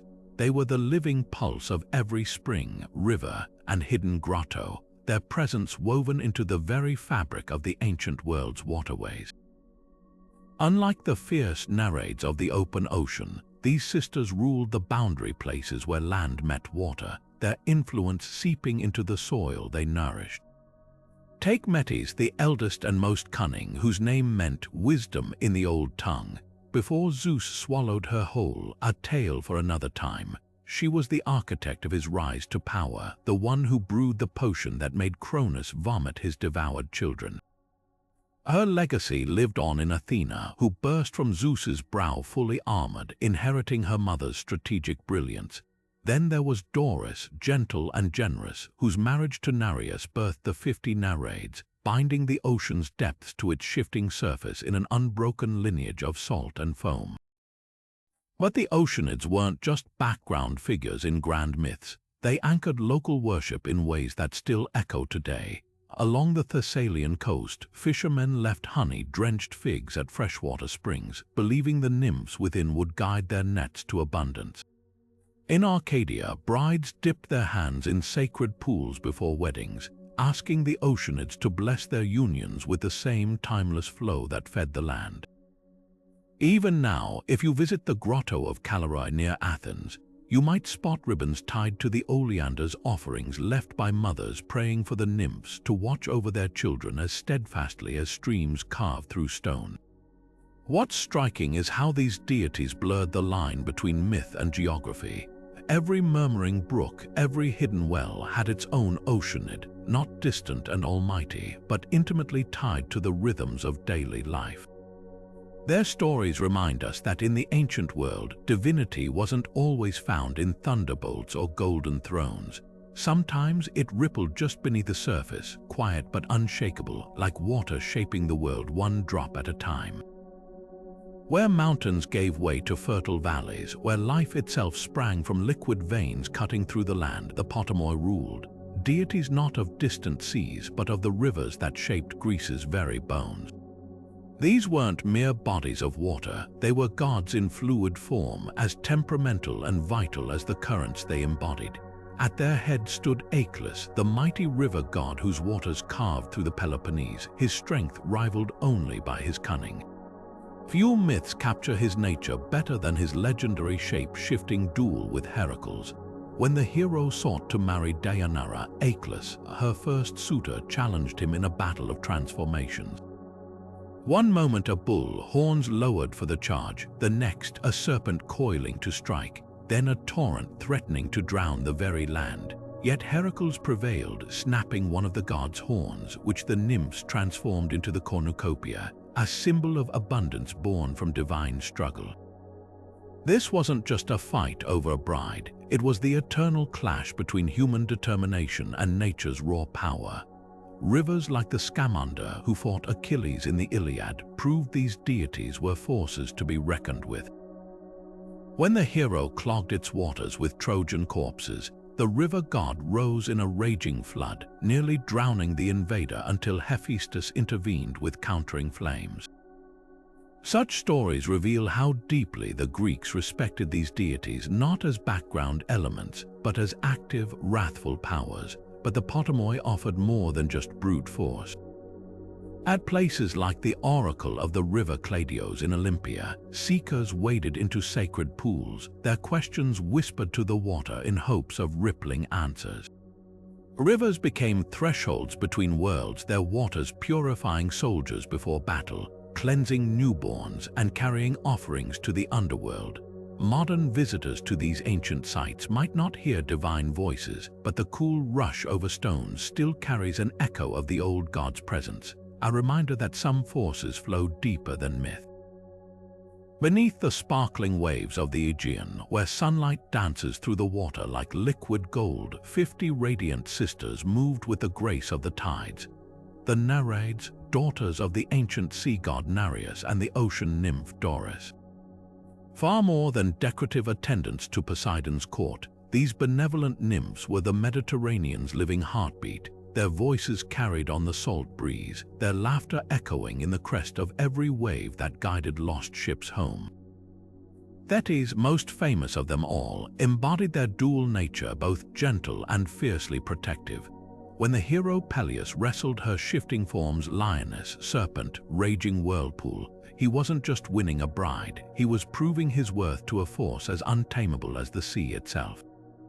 Their son Achilles would inherit her divine fire, but Thetis's compassion shone brighter when she comforted him after Patroclus's death, her tears mingling with the very waters she ruled.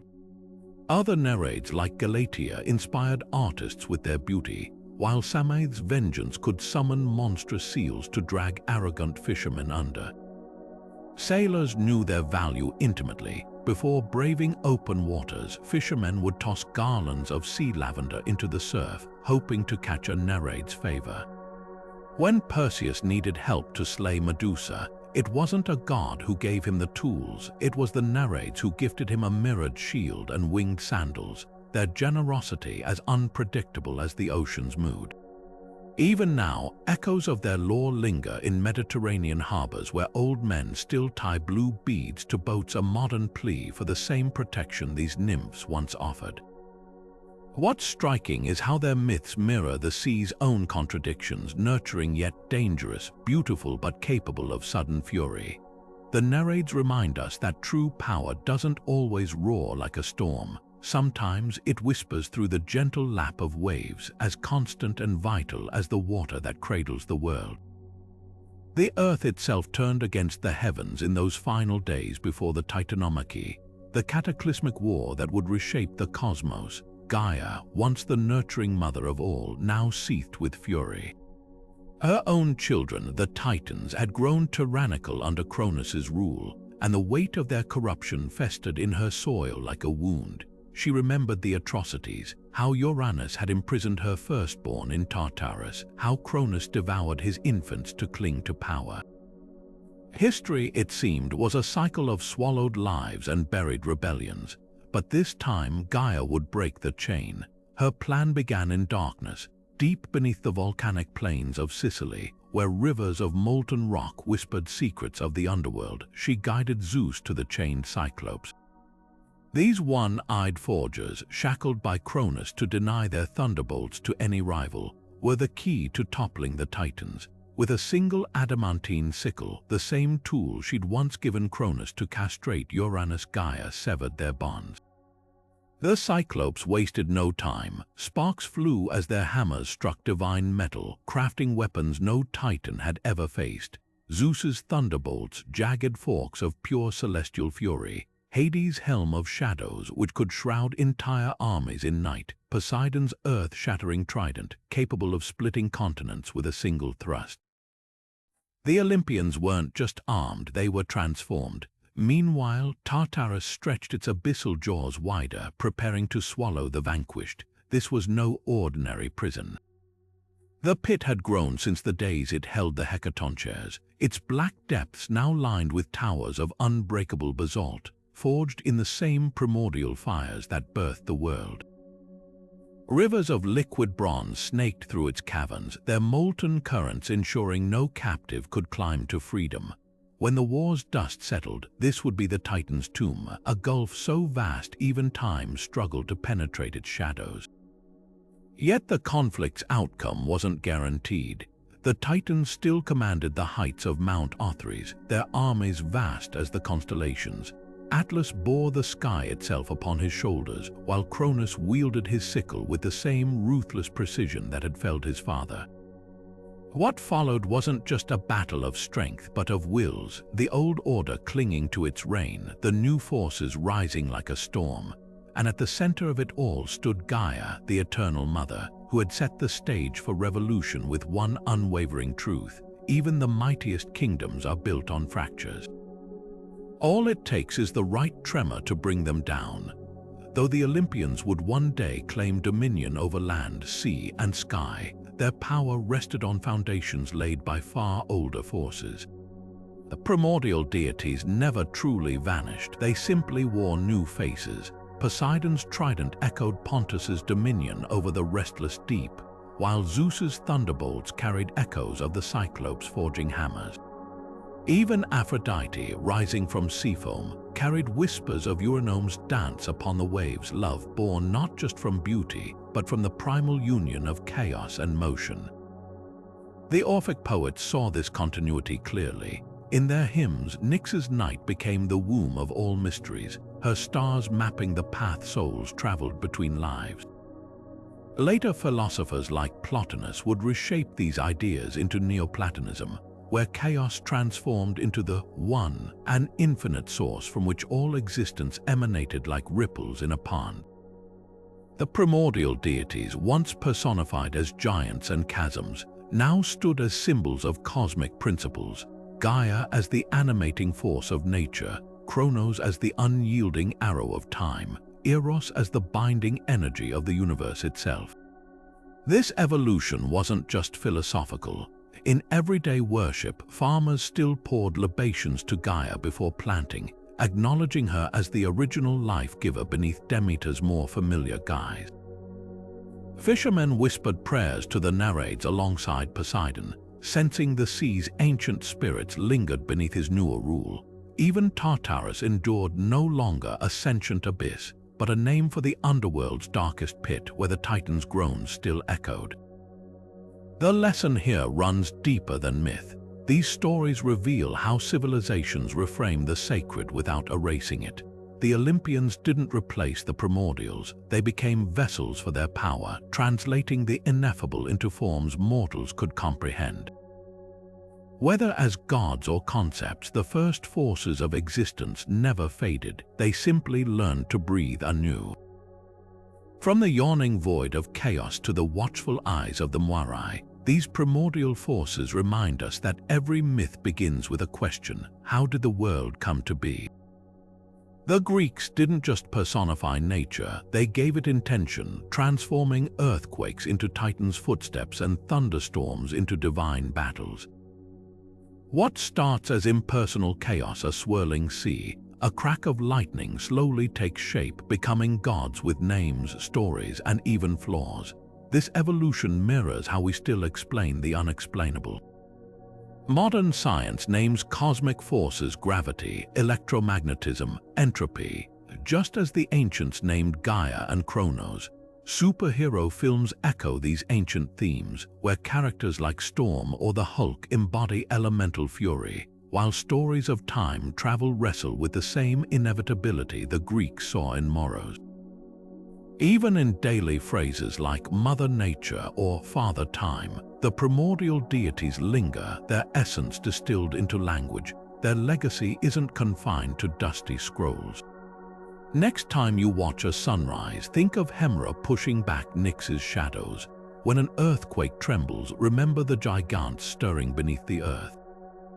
Mythology isn't just about the past, it's a lens to see the timeless patterns in our world. If you've enjoyed diving into these foundational myths, hit like or subscribe for more deep dives into the stories that shaped humanity. Let us know in the comments, where do you spot primordial influences in modern tales? Until next time, keep looking beyond the surface. The oldest gods are closer than you think.